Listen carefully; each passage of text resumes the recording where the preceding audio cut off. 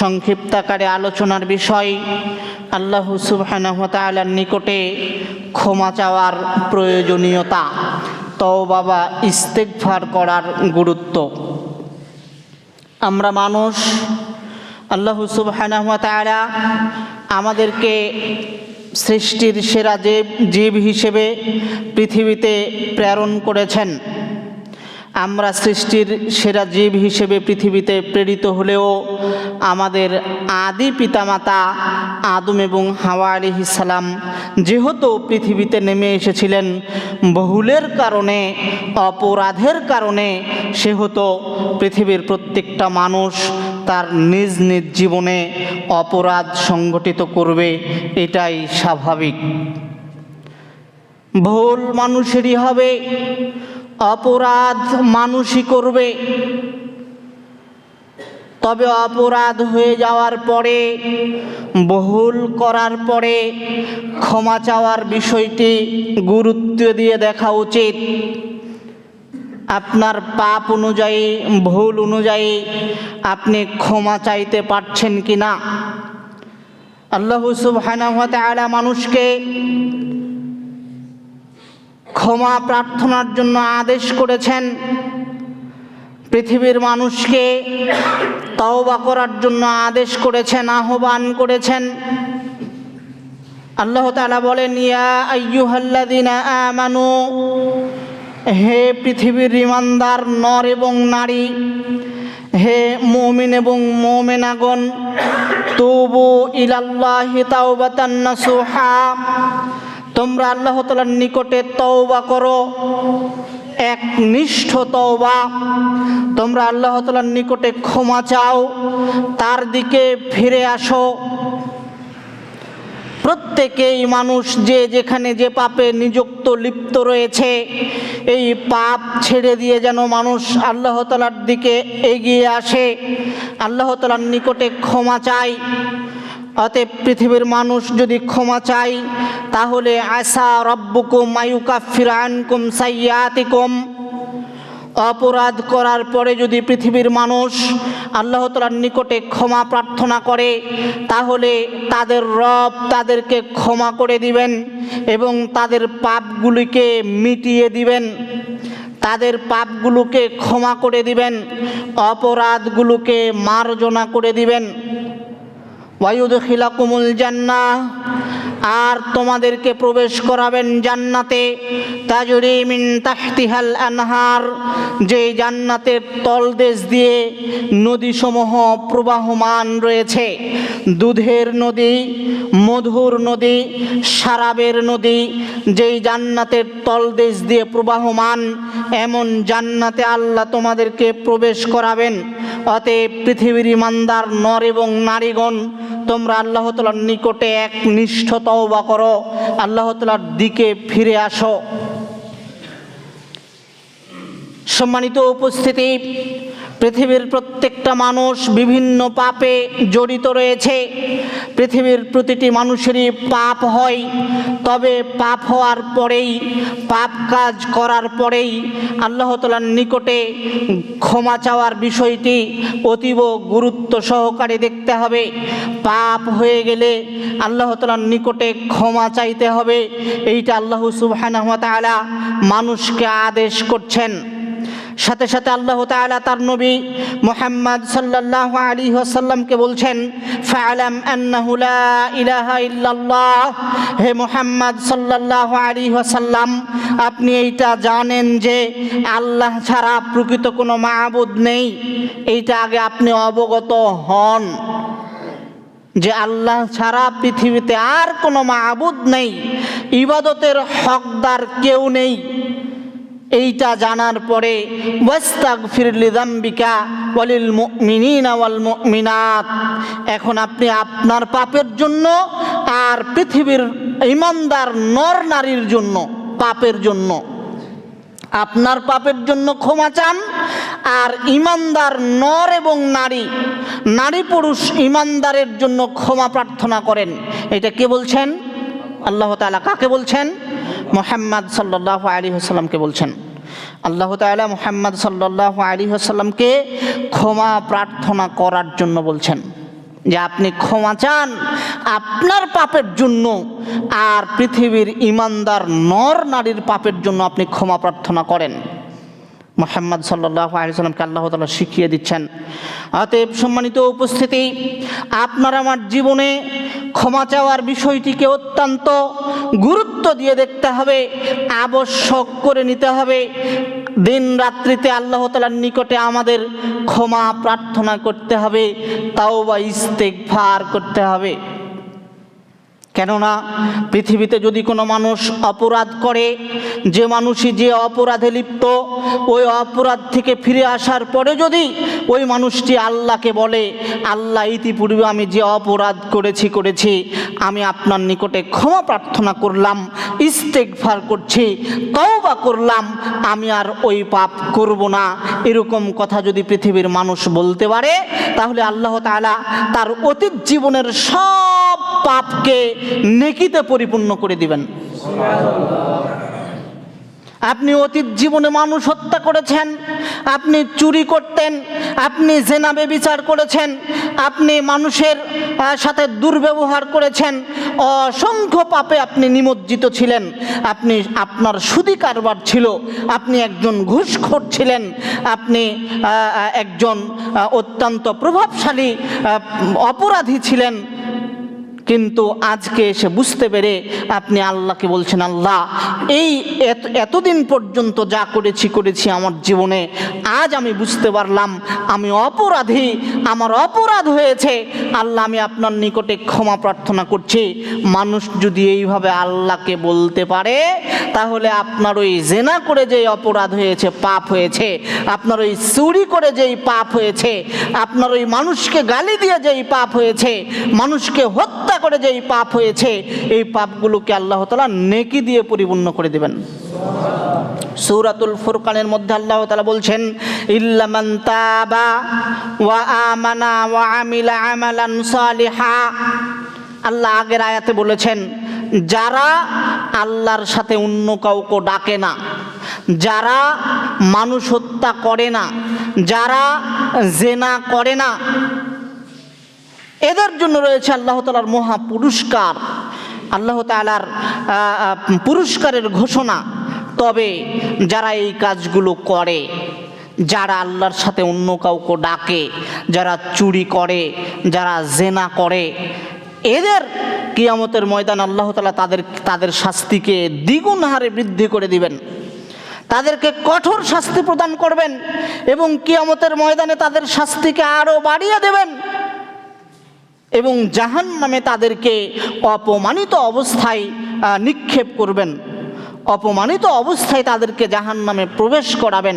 এই কথা বলার পরে আল্লাহ তাআলা বলছেন, তবে তারা ব্যতীত, ইল্লা মান তাবা, যারা তওবা করে, পাপ থেকে ফিরে আসে, একনিষ্ঠভাবে আল্লাহ তাআলার নিকটে ক্ষমা চায়, তওবা করে, ওয়া আমানা, এবং ঈমান আনয়ন করে, ওয়া আমিলা আমালান সালিহা, আর সৎ আমল করে, উলাইকা ইউবাদদিলুল্লাহু সাইয়্যাতিহিম হাসানাত, এরা হচ্ছে ওই সব ব্যক্তি যাদের অপরাধগুলোকে আল্লাহ তাআলা নেকি দিয়ে পরিপূর্ণ করে দিবেন। অপরাধ করার পরে যা হয়েছে, আপনি জীবনের একটা পর্যায়ে বুঝতে পেরেছেন, এখনই ক্ষমা চান, তওবা করেন, একনিষ্ঠভাবে ওই পাপ থেকে ফিরে আসেন, আল্লাহকে বলেন আর জীবনে ওই পাপের দিকে যাব না। আমি গান বাজনায় মত্ত ছিলাম, আমি বিভিন্ন আপনার হচ্ছে কি ডিজে পার্টির সাথে সম্পৃক্ত ছিলাম, আমি সুদি কারবারে সম্পৃক্ত ছিলাম, আমি ঘুষি কারবারে সম্পৃক্ত ছিলাম, আমি মানুষের হক মেরে খেয়েছি, আল্লাহ আমার যা হয়েছে ভুল হয়েছে, আমি বুঝতে পারলাম, আজকে আপনার নিকটে ক্ষমা প্রার্থনা করছি, আমি ওই পথে আর কোনোদিন পা বাড়াবো না। তাহলে আপনার ওই ডিজে পার্টি শোনা গান যে অপরাধ হয়েছে, ওইটাও আল্লাহ নেকিতে পরিপূর্ণ করে দেবেন, নেকিতে বদল করে দেবেন। সুবহানাল্লাহি ওয়া বিহামদিহি। আপনাকে আল্লাহর নিকটে ক্ষমা চাইতে হবে, ক্ষমা চাওয়ার অভ্যাস গড়ে তুলতে হবে। আনাস ইবনে মালিক রাদিয়াল্লাহু তাআলা আনহু বলেন, রাসূল সাল্লাল্লাহু আলাইহি ওয়াসাল্লাম বলেছেন, কুল্লু বানি আদামা খাত্তাউন, পৃথিবীর প্রত্যেকটা আদম সন্তানই অপরাধী, আদমের প্রত্যেকটা ছেলেমেয়ের জীবনেই পাপ হয়, অপরাধ হয়ে থাকে। ওয়া খায়রুল খাত্তাইনা তাওয়াবুন, তবে পাপকারীদের মধ্যে ওই পাপই সবচেয়ে উত্তম, ওই অপরাধীদের মধ্যে উত্তম যে অপরাধ করার পরে আল্লাহর নিকটে ক্ষমা চায়। অপরাধ করার পরে বসে থাকে না, অপরাধ করার পরে একটু সজাগ দৃষ্টিতে দেখে না যে মানুষ আমার অপরাধ দেখলো কিনা। যদি না দেখে তাহলে বাস সে কোনো অপরাধই করেনি এরকম মনে করে না, বরং অপরাধ করেছে যেভাবেই হোক, হওয়ার পরে আল্লাহকে বলছে, আল্লাহ আমি অপরাধ করেছি, আপনি আমাকে ক্ষমা করে দেন, আমি আপনার নিকটে ক্ষমা চাচ্ছি। তো অপরাধ করার পরে যে ব্যক্তি ক্ষমা চায় এরাই অপরাধীদের মধ্যে সবচেয়ে উত্তম এবং উৎকৃষ্ট। তাহলে সম্মানিত উপস্থিতি, মানুষ হিসেবে আপনার আমার জীবনে পাপ হবেই, যেহেতু এমন একটা পরিবেশে, এমন একটা জায়গায় আমরা বসবাস করছি যে এই পৃথিবীটা পাপে পরিপূর্ণ, পাপের মধ্যে আমরা হাবুডুবু খাচ্ছি। এক পা থেকে আরেক পা সামনে বাড়ালেই অনিচ্ছা সত্ত্বেও আমরা পাপের মধ্যে আমাদের পা পড়ে যায়। অতএব এরকম পরিস্থিতিতে পাপ হওয়াটাই স্বাভাবিক, তারপরেও অত্যন্ত সচেতনতার সাথে চলাফেরা করার মাধ্যমে যদি পাপ সংগঠিত হয়েই যায় তাহলে আল্লাহ তাআলার নিকটে ক্ষমা চাওয়ার বিষয়টিও অত্যন্ত গুরুত্ব দিয়ে দেখতে হবে।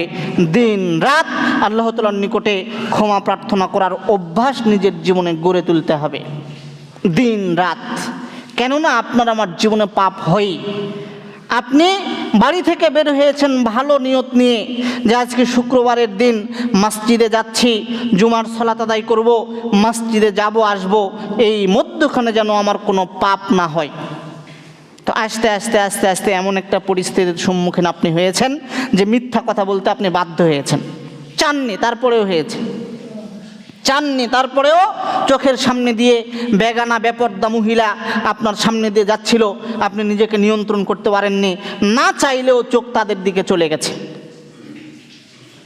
তো এই যে অপরাধ, মানুষের জীবনে প্রত্যেকটা পদক্ষেপে পদক্ষেপে অপরাধ জড়িয়ে দেওয়া হয়েছে, সম্পৃক্ত করা হয়েছে।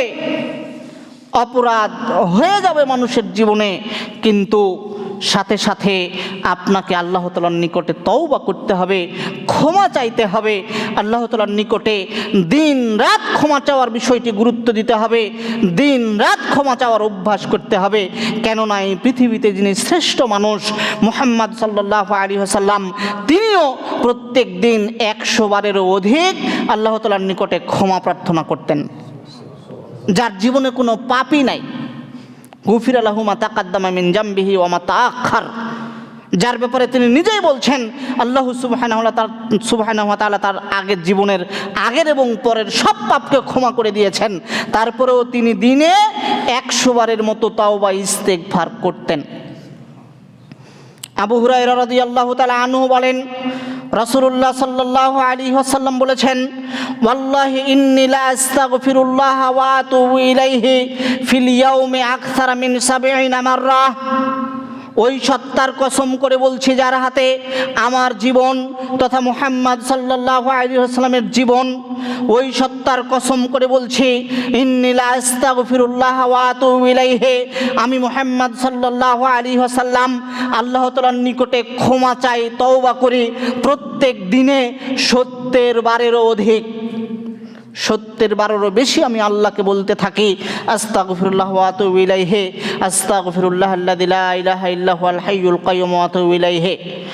আগার আল মুজানি রাদিয়াল্লাহু তাআলা আনহু বলেন, রাসূল সাল্লাল্লাহু আলাইহি ওয়াসাল্লাম বলেছেন, ইয়া আইয়ুহান নাস তুবু ইলাল্লাহ, হে পৃথিবীর মানুষ তোমরা আল্লাহ তাআলার নিকটে তওবা করো, তোমরা আল্লাহ তাআলার নিকটে ক্ষমা চাও, তোমরা আল্লাহ তাআলার নিকটে ইস্তেগফার করো। কেননা ফাইন্নী আতুবু ইলাইহি ফিল ইয়াউমি মিআতা মাররা, আমি মুহাম্মদ সাল্লাল্লাহু আলাইহি ওয়াসাল্লাম আল্লাহ তাআলার নিকটে দিনে 100 বার তওবা করি, ক্ষমা চাই, ইস্তেগফার করি। তাহলে পৃথিবীতে এমন একজন ব্যক্তি আল্লাহ তাআলার নিকটে 100 বারের অধিক 100 বারের মতো তওবা করেন, ইস্তেগফার করেন, মুহাম্মদ সাল্লাল্লাহু আলাইহি সাল্লাম, যার জীবনে কোনো পাপই ছিল না। তাহলে তিনি যদি তার জীবনে প্রত্যেক দিন 100 বার তওবা ইস্তেগফার করার প্রয়োজন মনে করেন, যারা আমরা পাপের মধ্যে নিমজ্জিত আছি, যাদের আমাদের আমলনামা শুধু পাপ দিয়ে পরিপূর্ণ, যাদের আমাদের আমলনামা শুধু পাপ দিয়ে পরিপূর্ণ, তাদের কতবার তওবা ইস্তেগফার করা উচিত? এটা আপনার নিকটে আমি চিন্তা বিবেচনা করার জন্য ছেড়ে দিলাম। আপনি চিন্তা বিবেচনা করবেন, আপনি নিজের জন্য মনে করবেন যে আসলে কতবার আপনাকে তওবা ইস্তেগফার করা দরকার। সম্মানিত উপস্থিতি, দিনরাত তওবা করি, দিনরাত অপরাধ করি, অপরাধের মধ্যে নিমজ্জিত থাকি, মনে হয় অপরাধের মধ্যেই বসবাস করছি, তারপরেও যে আল্লাহর নিকটে একটু ক্ষমা চাইতে হবে, এরকম বুদ্ধি বিবেক আমাদের, এরকম চিন্তাধারা আমাদের ব্রেনে আসে না। আল্লাহ তাআলার নিকটে বেশি বেশি ক্ষমা প্রার্থনা করার চেষ্টা করতে হবে, বেশি বেশি ক্ষমা চাইতে হবে, কেননা আমরা আমাদের জীবনে প্রত্যেকেই অপরাধ সংগঠিত করি। ঘুম থেকে জাগা থেকে নিয়ে আবার ঘুমাতে যাওয়া পর্যন্ত প্রতিটি মুহূর্তেই আমাদের জীবনে পাপ হয়ে থাকে, অপরাধ সংগঠিত হয়ে থাকে। আবু যার রাদিয়াল্লাহু তাআলা আনহু বলেন, রাসূলুল্লাহ সাল্লাল্লাহু আলাইহি ওয়াসাল্লাম বলেছেন, রাসূলুল্লাহ সাল্লাল্লাহু আলাইহি ওয়াসাল্লাম আল্লাহ তাআলা থেকে একটি হাদিস বর্ণনা করেন, হাদিসে কুদসি। আল্লাহ তাআলা বলেন, ইয়া ইবনা আদম, হে আদমের ছেলে মেয়েরা, ইন্নাকুম তুখতিউনা বিল্লাইলি ওয়ান নাহার ওয়া নাগফিরুদ দুনুবা জামিআ, তোমরা দিনে এবং রাত্রে পাপ করো, তোমরা দিনে পাপ করো, তোমরা রাতে পাপ করো, তোমরা দিনে অপরাধ করো, তোমরা রাতে অপরাধ করো। হে আদমের ছেলে মেয়েরা, তোমরা প্রতিটি ক্ষণেই অপরাধ করে থাকো, অপরাধে লিপ্ত হও। ওয়া নাগফিরুদ দুনুবা জামিআ, আর আমি আল্লাহ আমার দয়ার ভিত্তিতে তোমাদের সব পাপগুলোকে ক্ষমা করে দেই। ফাস্তাগফিরুনি আগফির লাকুম, অতএব পৃথিবীর মানুষ, তোমরা আমার নিকটে ক্ষমা চাও, আমি তোমাদেরকে ক্ষমা করে দিব। তোমরা দিনে রাত্রে পাপ করো, তোমরা সকাল সন্ধ্যায় পাপ করো, তোমরা সকাল বিকেল পাপ কাজে লিপ্ত হয়ে থাকো, আর আমি আল্লাহ তোমাদের পাপগুলোকে ক্ষমা করে দেই। ক্ষমা চান না, তাও আল্লাহ ক্ষমা করেন। এরপরে আল্লাহ বলছেন, ফাস্তাগফিরুনি, অতএব তোমরা একটু আমার নিকটে ক্ষমা চাও, আগফির লাকুম, তাহলে আমি আল্লাহ তোমাদের পাপগুলোকে, সব পাপকে ক্ষমা করে দেব। সুবহানাল্লাহি ওয়া বিহামদিহি। তাহলে আল্লাহ তাআলা আমাদের পাপ ক্ষমা করে দেওয়ার জন্য অধীর আগ্রহে অপেক্ষমান থাকেন, যা আমরা আমাদের আলোচনায় আরও সামনে উপস্থাপন করার চেষ্টা করব ইনশাআল্লাহ।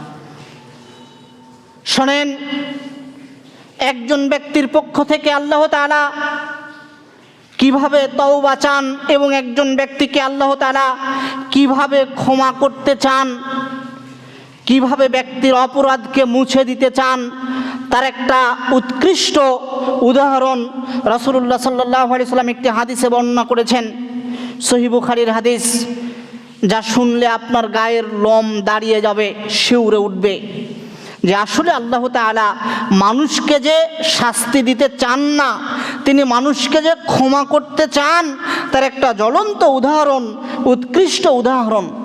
আবু হুরায়রা রাদিয়াল্লাহু তাআলা আনহু বলেন, রাসূলুল্লাহ সাল্লাল্লাহু আলাইহি ওয়াসাল্লাম বলেছেন, কানা ফি বানি ইসরাঈলা রাজুলুন, বানি ইসরাইলের যুগে একজন ব্যক্তি ছিল, কাতালা তিসআতা ওয়া তিসঈনা ইনসানান, যে ব্যক্তি 99 জন ব্যক্তিকে হত্যা করেছিল। একজন খুনি 99 জন মানুষকে খুন করেছে। 99 জন মানুষকে খুন করার পরে এক সময় তার হুঁশ ফিরে আসে যে আমি যে এতগুলো মানুষ মারলাম, তো এটা তো বিরাট অপরাধ করে ফেলেছি, তো এখন তো আমাকে অপরাধ খণ্ডন করতে হবে, ক্ষমা নিতে হবে। তো এই যে 99 জন ব্যক্তিকে হত্যাকারী ব্যক্তি, তার ক্ষমার কোনো পথ আছে কিনা, আল্লাহ তাকে ক্ষমা করতে পারে কিনা, এই নিয়ে তিনি দিনরাত চিন্তিত। এবং ক্ষমার পথ খুঁজতে থাকেন যে কোথায় গেলে ক্ষমা পাওয়া যায়। মানুষকে জিজ্ঞাসা করতে থাকেন কোথায় গেলে ক্ষমা পাওয়া যায়। আমি 99 জন মানুষকে হত্যা করেছি, কোথায় গেলে আমার ক্ষমা হবে, এরকম সে জিজ্ঞাসা করতে থাকে। এমত এক পর্যায়ে সে একজন আপনার দরবেশের নিকটে যায়, একজন পাদ্রের নিকটে যায়, যাই বলে যে আচ্ছা, একজন ব্যক্তি 99 জন ব্যক্তিকে হত্যা করেছে, এরকম ব্যক্তির কি জীবনে পাপ আছে, তওবা করার কোনো রাস্তা আছে কি? হালমিন তাওবা, এরকম ব্যক্তির তওবা করার সুযোগ আছে কি? আল্লাহ এরকম ব্যক্তিকে ক্ষমা করে দিতে পারে কি? তখন ওই পাদ্রী বা ওই দরবেশ বলছে, না 99 জন মানুষকে হত্যা করেছে, এই মানুষকে আবার আল্লাহ ক্ষমা করে দিতে পারে? তার তওবার তার ক্ষমা পাওয়ার কোনো রাস্তা নাই। ফাকাতালাহু, তখন এই ব্যক্তি ওই পাদ্রীকেও হত্যা করে। হত্যার সংখ্যা কত হলো? 100। হত্যার সংখ্যা 100 হয়ে যাওয়ার পরেও সে পাপ নিয়ে বসেছিল না, বরং সে চিন্তিত যে কোথায় গেলে ক্ষমা পাওয়া যায়। আমি যত বড় অপরাধী, কোন রাস্তায় চললে আল্লাহ আমাকে ক্ষমা করবেন? এরপরেও তিনি মানুষকে জিজ্ঞাসা করা বাদ দেননি যে কিভাবে ক্ষমা পাওয়া যায়। তার ক্ষমা দরকার, কোন রাস্তায় গেলে ক্ষমা পাওয়া যাবে এটা তার দরকার, কোন পথে গেলে আল্লাহ আমাকে ক্ষমা করবে এটা তার দরকার। মানুষকে তিনি জিজ্ঞাসা করছিলেন। তো তাকে বলা হলো যে আপনি অমুক গ্রামে যান, ওই গ্রামে একজন ব্যক্তি আছে, তাকে জিজ্ঞেস করলে হয়তো বা আপনার ক্ষমার রাস্তা হয়ে যেতে পারে। এই কথা শোনার পরে তিনি ওই ব্যক্তির নিকটে যাচ্ছিলেন। ফায়াদরাকাহুল মাউত, তবে পথিমধ্যে তাকে মরণ ধরে নিল, তথা অ্যাক্সিডেন্টের মাধ্যমে ওই ব্যক্তি মারা গেলেন। ক্ষমা নেওয়ার জন্য যাচ্ছিলেন, ক্ষমার পথ আছে কিনা এটা খোঁজার জন্য তিনি যাচ্ছিলেন। তো যখন তার মরণ চলে আসলো, তখন তিনি তার বডিকে যেই গ্রামে ক্ষমা নেওয়ার জন্য যাচ্ছিলেন ওই গ্রামের দিকে একটু ঠেলে দিলেন। ফাখতাসামাত ফিহিল মালাইকাতুর রাহমাতি ওয়া মালাইকাতুল আযাব। এরপরে এই ব্যক্তিটির রূহ নেওয়ার জন্য 2 দল ফেরেশতা চলে আসলো, আযাবের ফেরেশতা আর রহমতের ফেরেশতা। এসে গন্ডগোল লাগিয়ে দিল, হইচই লাগিয়ে দিল। রহমতের ফেরেশতা আপনার আযাবের ফেরেশতা বলছে যে এই ব্যক্তি ইনার জীবনে এত অপরাধ করেছে, 100 জন ব্যক্তিকে হত্যা করেছে, এর চেয়ে বড় পাপী পৃথিবীতে আর কেউ নেই, অতএব তার আত্মা এই যে আযাবের ফেরেশতা নিয়ে যাব, আমরা আযাবের ফেরেশতা, আমরা তার আত্মাকে নিয়ে চলে যাব। আর রহমতের ফেরেশতা বলছে যে না, এই ব্যক্তি যতই অপরাধ করুক না কেন, সে ক্ষমার রাস্তা খুঁজছিল, কোন পথে গেলে তার ক্ষমা হবে এইটা সে খুঁজছিল, অতএব এর রূহ বা আত্মা আমরা রহমতের ফেরেশতারা নিয়ে চলে যাব। এইভাবে তারা গন্ডগোল লেগে দিয়েছিল। তখন আল্লাহ তাআলা যেই গ্রামের দিকে যাচ্ছিলেন ওই গ্রামকে ওয়াহি করে বলল, ওই গ্রামকে বললেন যে গ্রাম তুমি একটু এগিয়ে আসো। আর যেই গ্রাম থেকে যাচ্ছিলেন সেই গ্রামকে বললেন তুমি একটু দূরে হটে চলে যাও। এরপর আল্লাহ তাআলা ফেরেশতাদেরকে বললেন, শোনো, তোমরা এই 2 জায়গা তথা লাশের বডি থেকে 2 গ্রামের দূরত্ব মেপে দেখো সে কোন দিকে বেশি গেছে। 2 গ্রামের দূরত্ব মেপে দেখা গেল যে বডিটা যেই গ্রামের দিকে যাচ্ছিল ওই গ্রামের দিকে 1 বিঘত 1 টাকগুর বা অর্ধ হাত বেশি চলে গেছে। আল্লাহ সুবহানাহু ওয়া তাআলা ওই ব্যক্তিকে ক্ষমা করে দিলেন। সম্মানিত উপস্থিতি, 100 জন ব্যক্তিকে হত্যা করার পরে সে ক্ষমার রাস্তা খুঁজছিল। এরপরে আল্লাহ তাআলা এই ব্যক্তিকে ক্ষমা করলেন কৌশল করে। কৌশলের মাধ্যমে গ্রামকে বললেন তুমি হেঁটে এগিয়ে আসো লাশের দিকে, আর এই গ্রামকে বললেন তুমি দূরে যাও লাশ থেকে। যেহেতু তাকে ক্ষমার দিকে বেশি এগিয়ে পাওয়া গিয়েছে, আল্লাহ তাআলা তাকে ক্ষমা করে জান্নাত প্রদান করেছেন বা জান্নাত প্রদান করবেন, তাকে ক্ষমা করে দিয়েছেন। সম্মানিত উপস্থিতি, আপনার আমার জীবনে এমন কি অপরাধ আছে? আমরা কি এই ব্যক্তির চেয়েও বেশি অপরাধী? এই ব্যক্তির চেয়েও বেশি পাপ কি আমাদের জীবনে আছে? যদি আল্লাহ এই ব্যক্তিকে ক্ষমা করে দিতে পারেন, তাহলে আপনি আমি ক্ষমা চাওয়ার মতো ক্ষমা চাইলে আল্লাহ আমাদেরকেও ক্ষমা করবেন। শুধু ক্ষমা চাওয়া বাকি। কিন্তু আমরা তো পারি না, আমরা ক্ষমা চাইতে পারি না। অপরাধ করার পরে আমাদের মূল লক্ষ্য উদ্দেশ্য মানুষ জানছে কিনা, যদি মানুষ না জানে তাহলে যেন আমি অপরাধী করিনি। ক্ষমা চাওয়া তো অনেক দূরে, ক্ষমা চাওয়া অনেক দূরে। যদি মানুষ না জানে তো আমি অপরাধী করিনি, আমি এখনো মাসুম, আমার কোনো জীবনে পাপই নাই, এরকম আমাদের গতি। অথচ আল্লাহ তাআলার নিকটে সব সময় ক্ষমা চাওয়ার একটা অভ্যাস রাখতে হবে, ক্ষমা চাইতে হবে। রাসূলুল্লাহ সাল্লাল্লাহু আলাইহি সাল্লাম তার জীবনে ৭০ বারেরও অধিক, ১০০ বারের মতো ক্ষমা প্রার্থনা করতেন। আবু হুরায়রা রাদিয়াল্লাহু তাআলা আনহু বলেন, রাসূল সাল্লাল্লাহু আলাইহি ওয়াসাল্লাম বলেছেন, ওয়াল্লাযী নাফসি বিয়াদিহি, ওই সত্তার কসম করে বলছি যার হাতে আমার জীবন, লাউলাম তুযনিবু লাযাহাবাল্লাহু বিকুম, পৃথিবীর মানুষ তোমরা যদি অপরাধে লিপ্ত না হতে, তোমরা যদি পাপ না করতে, তাহলে আল্লাহ তোমাদেরকে উঠিয়ে নিতেন, তোমাদেরকে পৃথিবীতে রাখতেন না। ওয়ালা জাআ বিকৌমিন ইউযনিবুনা ফায়াস্তাগফিরুনাল্লাহ। তো এই নিরপরাধ জাতিকে, নিরপরাধ মানুষকে আল্লাহ পৃথিবী থেকে উঠিয়ে নিয়ে এই পৃথিবীতে আবার এমন এক জাতি পাঠিয়ে দিতেন, সৃষ্টি করতেন, ইউযনিবুনা ফায়াস্তাগফিরুনাল্লাহ, যারা অপরাধ করত, যারা পাপ করত আর আল্লাহর নিকটে ক্ষমা চাইতো, ফায়াগফিরু লাহুম, আর আল্লাহ তাদেরকে ক্ষমা করে দিতেন। অপরাধকারী জাতিকে আল্লাহ দুনিয়াতে পাঠাতেন যদি মানুষ অপরাধ না করত। কেন? অপরাধ করার পরে তারা আল্লাহর নিকটে ক্ষমা চাইবে, তথা ক্ষমা চাওয়া বিষয়টি আল্লাহ তাআলার নিকটে অতীব পছন্দনীয়, অতীব আগ্রহের একটা জিনিস। অতএব পৃথিবীর মানুষ, তোমরা আল্লাহ তাআলার নিকটে ক্ষমা প্রার্থনা করো। সম্মানিত উপস্থিতি, আমাদের জীবনে প্রত্যেকেরই পাপ হয়, প্রত্যেকেরই অপরাধ আছে, প্রত্যেকের জীবনেই গুনাহ আছে, গুনার অভাব নেই। তবে গুনার তুলনায় কতটুকু ক্ষমা প্রার্থনা করতে পারছি, এইটা হচ্ছে দেখার মূল বিষয়, মূল বস্তু। আপনি আল্লাহর নিকটে ক্ষমা প্রার্থনা করতে পারছেন কিনা, আস্তাগফিরুল্লাহ ওয়া আতুবু ইলাইহি আপনি বলতে পারছেন কিনা, আস্তাগফিরুল্লাহ আল্লাযী লা ইলাহা ইল্লা হুয়াল হাইয়ুল কাইয়্যুম ওয়া আতুবু ইলাইহি, এই বাক্যগুলো আপনি আল্লাহর নিকটে বলতে পারছেন কিনা। রাসূলুল্লাহ সাল্লাল্লাহু আলাইহি ওয়াসাল্লাম বলেছেন, যে ব্যক্তি কিয়ামতের ময়দানে তার আমলনামা দেখে খুশি হতে চায়, আমলনামা দেখার পরে সে যদি আনন্দিত হতে চায়, তাহলে সে যেন তার বাস্তব জীবনে বেশি বেশি ইস্তেগফার করে। পৃথিবীতে যে মানুষ যত বেশি ইস্তেগফার করে, যত বেশি আল্লাহর নিকটে ক্ষমা প্রার্থনা করে, কিয়ামতের ময়দানে তার আমলনামাটা তত সুন্দর হবে, সেই আমলনামা দেখে সে তত বেশি হাসতে থাকবে, খুশি হতে থাকবে। সম্মানিত উপস্থিতি, সময় অতীব সংক্ষেপ। আপনাকে আমি তওবা ইস্তেগফারের গুরুত্ব বুঝাচ্ছিলাম, যে আল্লাহ যে আপনাকে ক্ষমা করে দিবেন, তো ক্ষমা না চাইলে কি আল্লাহ আপনাকে ক্ষমা করবেন? না, ক্ষমা চাইতে হবে। আপনি ক্ষমা চান, পৃথিবীর বড় থেকে বড় পাপী ক্ষমা চাওয়ার মাধ্যমে ক্ষমা পেয়েছে, পৃথিবীর বড় থেকে বড় অপরাধী ক্ষমা চাওয়ার মাধ্যমে ক্ষমা পেয়েছে। অতএব আপনি আমি এখনও ওই পর্যায়ে পৌঁছিনি যেই পর্যায়ে পৌঁছেছিল এই 100 জন ব্যক্তিকে হত্যা করার এই ব্যক্তিটি।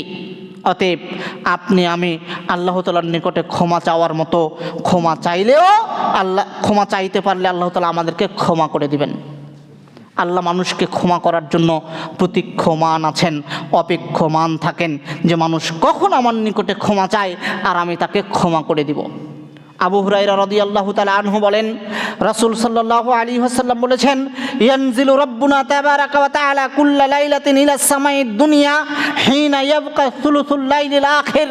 আমাদের রব আল্লাহ সুবহানাহু ওয়া তাআলা রাত্রের শেষ তৃতীয়াংশে 3 ভাগের 2 ভাগ কেটে যাওয়ার পরে শেষ ভাগে দুনিয়ার আসমানে নেমে এসে বলেন, মাইয়াদউনি ফাআস্তাজিবা লাহু, পৃথিবীতে এমন কি কোনো ব্যক্তি আছে যে আমাকে ডাকে আমি তার ডাকে সাড়া প্রদান করব? ওয়া মাইয়াসআলুনি ফাউতিয়াহু, পৃথিবীতে এমন কি কোনো ব্যক্তি আছে যার জীবনে অনেক কিছু প্রয়োজন, যার জীবনে যা কিছু প্রয়োজন, যে যা চায় আমি তাকে তাই প্রদান করব। ওয়া মাইয়াস্তাগফিরুনি ফাআগফির লাহু, পৃথিবীতে এমন কোনো ব্যক্তি কি আছে যে পাপ করেছে আমার নিকটে ক্ষমা চায়? যদি এমন কেউ থাকে পাপ করার পরে আমার নিকটে ক্ষমা চাচ্ছে, তাহলে আমি আল্লাহ তাকে ক্ষমা করে দিব। ওয়া মাইয়াস্তাগফিরুনি ফাআগফির লাহু, কে আছো পৃথিবীতে আমার নিকটে ক্ষমা চাও? যদি আমার নিকটে ক্ষমা চাও তাহলে আমি আল্লাহ তোমাদের সব অপরাধগুলোকে ক্ষমা করে দিব। আল্লাহ সুবহানাহু ওয়া তাআলা বলছেন, ইয়া ইবনা আদম লাউ বালাগাত যুনুবুকা আনানাস সামাই সুম্মা ইস্তাগফারতানি গাফারতু লাকা ওয়ালা উবালি, হে আদম সন্তান, তোমার অপরাধ, তুমি পাপ করতে করতে করতে যদি তোমার পাপ জমিন থেকে নিয়ে আসমান পর্যন্ত ঠেক লেগে যায়, এই দুনিয়ার সব ফাঁকা জায়গাগুলো তোমার পাপ দিয়ে পরিপূর্ণ হয়ে যায়, এত বেশি পাপী তুমি, এত বেশি পাপ তোমার জীবনে, এরপরেও যদি তুমি আমার নিকটে ক্ষমা চাও আগফির লাহুম, আমি তোমাকে ক্ষমা করে দিব। ওয়ালা উবালি, আমি পরোয়া করি না তুমি কত বড় পাপী, আমি পরোয়া করি না তোমার পাপ কত, আমি পরোয়া করি না তোমার জীবনে তুমি কত বড় অপরাধী, এটা আমি পরোয়া করি না। এইটা আমি খুঁটিয়ে দেখব না যে এত বড় অপরাধীকে আমি আল্লাহ ক্ষমা করে দিব, না না একে ক্ষমা করব না, এইটা আমি পরোয়া করি না। তুমি ক্ষমা চাইলেই আমি তোমাকে ক্ষমা করে দিব। আর পৃথিবীর বড় থেকে বড় কোনো পাপীকে যদি আল্লাহ ক্ষমা করে দেয়, তাহলে তাকে অন্যের কাছে জবাবদিহিতা করতে হবে না যে এরকম বড় পাপীকে আপনি কেন ক্ষমা করলেন, এরকম জবাবদিহিতার সুযোগ তার নাই। অতএব আপনি ক্ষমা চাইলে আল্লাহ আপনাকে ক্ষমা করে দেওয়ার জন্য প্রস্তুত আছেন। শুধু আপনি ক্ষমা চাওয়ার একটা অভ্যাস আপনার জীবনে গড়িয়ে নেওয়ার চেষ্টা করেন। সম্মানিত উপস্থিতি, নিরাশা হবেন না, নিরাশা হবেন না। কখনো মনে করবেন না যে আমি যত পাপ করেছি আর এই পাপ থেকে কি ক্ষমা পাওয়া সম্ভব, অতএব জীবনটা যতটুকু আছে এই পাপের মধ্যে দিয়েই কাটাবো, আর ফিরে আসা যাবে না, এরকম মনে করবেন না। নিরাশা হবেন না। আপনি যতটুকুতেই গেছেন এখানে স্টপ মেরে আল্লাহকে বলেন, আল্লাহ আমার জীবনটা তো পাপেই শেষ করে দিয়েছি, আমার জীবনের সব অংশ পাপের মধ্যেই শেষ, অতএব আজকে এই শেষ বয়সে এসে আমি বুঝতে পেরেছি, আপনার নিকটে ক্ষমা চাইলাম, আল্লাহ তুমি আমাকে ক্ষমা করে দাও। আল্লাহ আপনাকে ক্ষমা করে দিবেন। আবু হুরায়রা রাদিয়াল্লাহু তাআলা আনহু বলেন, রাসূলুল্লাহ সাল্লাল্লাহু আলাইহি ওয়াসাল্লাম বলেছেন, ইন্নাল্লাহা আযজা ওয়া জাল্লা ইয়াবসুতু ইয়াদাহু বিন-নাহারি লিয়াতুবা মুসিউল লাইল, আল্লাহ তাআলা দিনের বেলা তার দুই হাতকে প্রশস্ত করে দেন যাতে করে রাত্রে যারা অপরাধ করেছে, রাত্রের অন্ধকারে যারা পাপ করেছে, তারা দিনের বেলা তাদের পাপগুলোকে ক্ষমা করে নিতে পারেন। ওয়ায়াবসুতু ইয়াদাহু বিন-নাহারি লিয়াতুবা ওয়ায়াবসুতু ইয়াদাহু বিল-লাইলি লিয়াতুবা মুসিউন নাহারি, আর রাত্রের বেলা দুই হাতকে প্রশস্ত করে দেন যাতে করে দিনের বেলা যারা পাপ করেছে তাদেরকে তিনি ক্ষমা করতে পারেন। দিনের পাপীকে আল্লাহ ক্ষমা করার জন্য রাত্রে দুই হাত প্রশস্ত করে দেন, রাত্রের পাপীকে ক্ষমা করার জন্য আল্লাহ দিনের বেলা দুই হাত প্রশস্ত করে দেন। মানে তিনি চান, পৃথিবীর গুনাহগার বান্দা তুমি আমার নিকটে ফিরে আসো, আমার কাছে তওবা করো, আমার কাছে ক্ষমা চাও, আমি আল্লাহ তোমাকে ক্ষমা করে দেওয়ার জন্য আমি হাতকে প্রশস্ত করে রেখেছি, তুমি ক্ষমা চাইলে আমি ক্ষমা করব। অতএব সম্মানিত উপস্থিতি, অতীব সংক্ষেপ সময়ে তওবা এবং ইস্তেগফারের গুরুত্বের উপরে আপনাকে যতটুকু কথা বললাম, যতটুকু আলোচনা আপনার নিকটে উপস্থাপন করলাম, খুতবার শেষ অংশে এসে আপনার নিকটে আমার বিনীত অনুরোধ, আপনি জীবনে যত বড়ই অপরাধ করেন না কেন, আপনার জীবনে অপরাধ থাক বা না থাক, আপনার জীবনে আপনি পাপ করেন বা না করেন, দিন রাত সকাল সন্ধ্যায় অন্তত আল্লাহকে একটু বলার চেষ্টা করেন, আস্তাগফিরুল্লাহ ওয়া আতুবু ইলাইহি। এইটা একটু বেশি বেশি বলার চেষ্টা করেন, বেশি বেশি আল্লাহ তাআলার নিকটে তওবা ইস্তেগফার করার চেষ্টা করেন, বেশি বেশি নিজের জীবনে তওবা ইস্তেগফারের একটা অভ্যাস গড়ে তোলেন। আল্লাহ সুবহানাহু ওয়া তাআলা আমাদের সকলকে তার নিকটে তওবা ইস্তেগফার করার তৌফিক দান করুন, আল্লাহুম্মা আমিন। আল্লাহ যেন আমাদের জীবনের সব পাপগুলোকে মিটিয়ে নিয়ে মৃত্যুবরণ করার তৌফিক দান করেন, আল্লাহুম্মা আমিন। সম্মানিত উপস্থিতি, আবারও আপনাকে বলছি, আপনি নিজেকে বড় অপরাধী মনে করবেন না। বড় অপরাধী মনে করলেও মনে করবেন না যে আমি ক্ষমার অযোগ্য পাপ করেছি, এরকম মনে করবেন না। আপনাকে ক্ষমা করে দেওয়ার জন্য আপনার প্রতিপালক কত কৌশল করেন, কত অপেক্ষমান থাকেন, কতভাবে ডাক দিয়ে বলেন,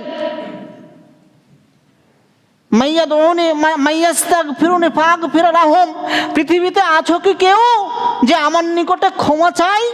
যদি এমন কেউ থেকে থাকো আমার নিকটে ক্ষমা চাই, তাহলে আমি আল্লাহ তাকে ক্ষমা করে দিলাম। তাহলে একটু আল্লাহর নিকটে ক্ষমা চাওয়ার চেষ্টা করেন, অভ্যাস করেন, নিরাশা হয়েন না। আর পাপ থেকে একনিষ্ঠভাবে তওবা করে ফিরে আসেন, তাহলে অন্তত আপনি অপরাধীদের মধ্যে উত্তম হবেন, আল্লাহ সুবহানাহু ওয়া তাআলার ক্ষমার ভাগীদার হবেন। আল্লাহ সুবহানাহু ওয়া তাআলা আমাদের সকলকে সেইভাবে কবুল করুন, যাতে করে আমরা সকলেই আল্লাহ তাআলার ক্ষমাপ্রাপ্ত বান্দাদের অন্তর্ভুক্ত হতে পারি। আল্লাহুম্মা আমিন। ওয়া আখিরু দাওয়ানা আনিল হামদুলিল্লাহি রাব্বিল আলামিন।